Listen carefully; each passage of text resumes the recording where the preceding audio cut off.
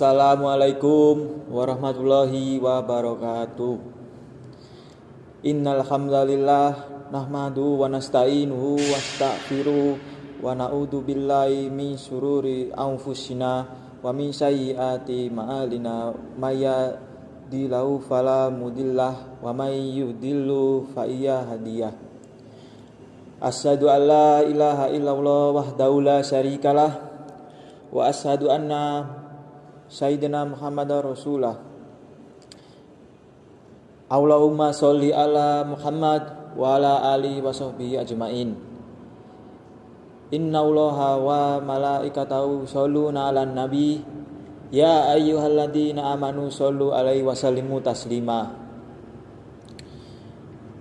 Ya ayyuhalladzina amanu taqullaha haqqa tuqatih wa la tamutunna illa wa antum muslimun. Hadirin sidang jamaah Jumat rahimakumullah. Dalam beberapa waktu ke depan, saya akan menyampaikan khutbah dengan judul Sabar dalam Doa. Sebagai awalan yang disampaikan dalam surat Maryam ayat ke-1 sampai 4 yang artinya Qaf ha ya ain shad. Penjelasan tentang rahmat Tuhanmu kepada hambanya Zakaria, yaitu tak kala ia berdoa kepada Tuhannya dengan suara yang lembut. Ia berkata, "Wahai Tuhanku, sungguh tulangku telah lemah dan kepalaku bersinar dengan uban, dan aku belum pernah dalam berdoa kepadamu, wahai Tuhanku." Ayat-ayat ini bercerita tentang doa Nabi Zakaria alaihissalam, salah satu nabi dari Bani Israel. Ayat ini dimulai dengan Kaf, Ha, Ya, Ain, Shad, yang artinya adalah kumpulan huruf yang tidak mempunyai arti.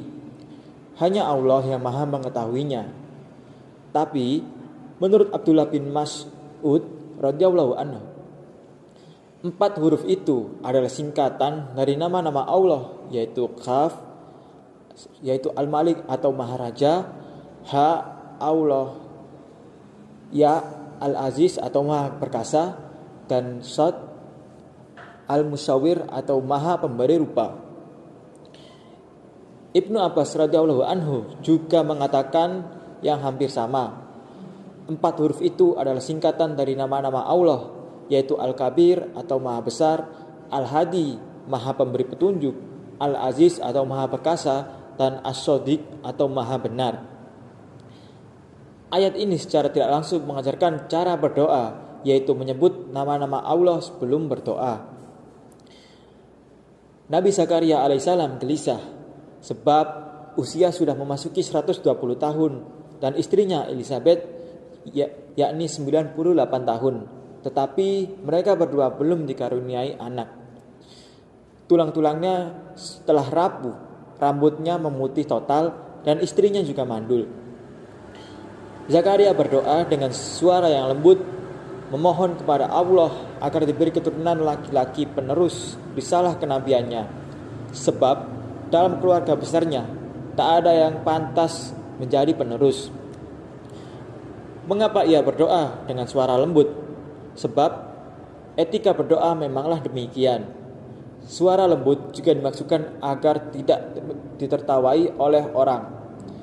Tidaklah pantas lansia berusia 120 tahun dengan istrinya yang mandul setua itu untuk meminta keturunan. Namun Zakaria tetap berdoa sebab ia terinspirasi keajaiban Maryam yang diasuhnya bisa melahirkan anak tanpa suami. Maryam bisa melahirkan anak dengan kun fayakun dari Allah tanpa seorang suami. Zakaria bersumpah tak akan pernah dan tak akan kecewa dengan apapun jawaban Allah atas doa-doanya. Sebab Zakaria adalah seorang hamba, dan hamba hanya boleh memohon tanpa boleh memaksa. Seorang hamba harus tunduk kepada kehendak Allah, bukan sebaliknya, menundukkan Allah dengan kehendaknya. Sidang jamaah Jumat rahimakumullah yang berbahagia. Ternyata Allah benar-benar mengabulkan doa Zakaria ketika ia sedang sholat dalam mihrab, tempat yang dibangun khusus untuk ibadah. Malaikat memberitahunya bahwa Allah akan memberinya keturunan laki-laki yang bernama Yahya. Peristiwa ini juga membentuk juga sebagai petunjuk secara tidak langsung bahwa berdoa yang paling makbul adalah ketika sholat, dan malaikat juga amat suka mendekati orang yang sedang sholat. Hadirin yang berbahagia, bersabarlah dalam menunggu jawaban doa Allah. Nabi Zakaria baru diberi keturunan setelah melewati usia 120 tahun. Nabi Musa alaihissalam juga terus berdoa tanpa henti untuk kehancuran Fir'aun. Dan penguasa yang zalim itu baru tenggelam di laut secara mengenaskan 40 tahun sesudahnya. Hadirin yang berbahagia, Nabi yang tak punya dosa harus bersabar menunggu jawaban doa sekian puluh tahun. Maka pantaslah kita, bagi kita yang banyak dosa, untuk lebih lama bersabar menunggu jawaban doa untuk dikabulkan oleh Allah Subhanahu wa taala. Hadirin yang saya muliakan, ketika Dr. Jalaluddin Rahmat meninggal dunia karena COVID-19 bersama istrinya di tahun 2021, saya sempatkan membaca buku karyanya yang berjudul Doa dan Kebahagiaan, agar ada tambahan pahala untuk beliau di alam sana. Dalam buku itu terdapat kisah yang amat sekali menarik. Ada dua raja, yang satu salim, yang satu zalim, dan yang satu lainnya soleh. Suatu hari, raja yang zalim terkena penyakit, dan menurut tabib, obatnya hanya satu, yaitu ikan X. Tapi sayang pada saat itu tidak ada musim keluar ikan jenis tersebut, sehingga tak ada harapan hidup bagi sang raja. Dan pada hari yang lain, raja yang soleh sakit juga, dan obatnya juga sama, yaitu ikan dengan jenis yang sama. Dan saat itu musim keluar ikan tersebut. Ternyata raja yang zalim sembuh, sebab Allah menyuruh malaikat untuk mengiring ikan itu keluar walaupun di luar musimnya.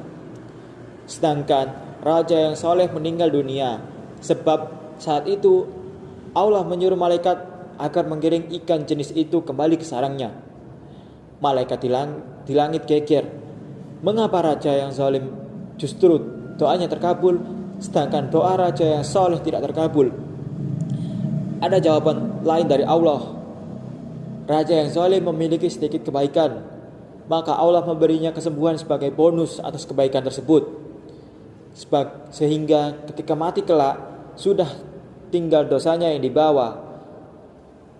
Sebaliknya, raja yang soleh punya sedikit dosa, maka Allah memberinya musibah, doanya tak terkabulkan dan meninggal dunia, agar dosanya habis, dan ketika meninggal ia hanya membawa kebaikan tanpa dosa sama sekali. Hadirin sekalian, bisa juga orang yang banyak berdosa segera dikabulkan doanya, sebab Allah tak senang mendengar rintihannya. Sedangkan orang yang soleh, Allah tidak mengabulkan doanya agar terus berdoa, sebab Allah amat senang mendengar doa orang yang dicintainya. Aqulu qouli hadza wastaghfirullaha wa lakum illa antum. Kai kusumna Kak. Ira apa? Aqulu qouli hadza. Ya apa? Aqulu qouli hadza wastaghfirullaha wa lakum illahu huwal ghafurur rahim. Saya balik. Aqulu qouli hadza wastaghfiru lakum li wa lakum ilahu wa ghafurur rahim.